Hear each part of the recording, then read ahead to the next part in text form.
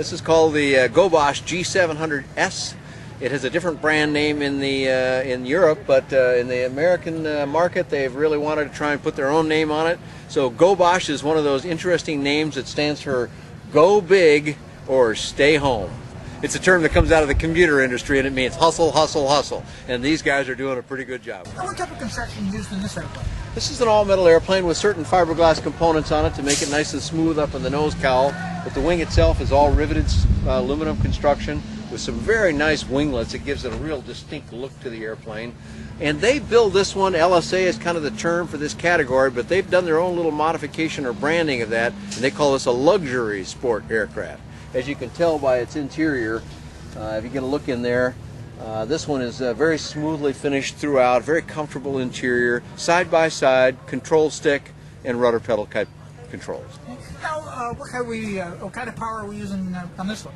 Here's another one that uses the ubiquitous Rotax 912S 100 horsepower engine. About 80% of our market does that, so you'll hear that over and over in the light sport aircraft community. And what kind of performance figures are we getting out of that with this airplane? Well, as smooth and graceful as it is, it's not surprising to hear that this one will cruise at about 115 knots as well.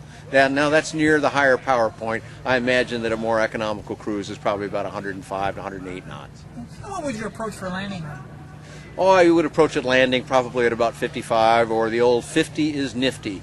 No doubt works real well for this airplane as well. Stall is in the 45 knot clean. I understand this has got a unique set of a flap arrangement on it? Well, yeah, if you look down over the wing here, you kind of see, well, it doesn't look like it has any flaps, does it? Indeed, these are what are called split flaps. They only descend from the lower side of the wing and create more drag than lift, which is the primary purpose of flaps, of course, for landing.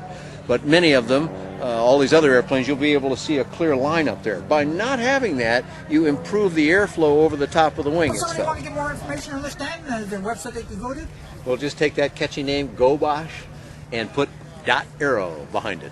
Do you also have done a flight report on this one, Dan? I have indeed, Dave, and it's available on my website, which is bydanjohnson.com. That's bydanjohnson.com.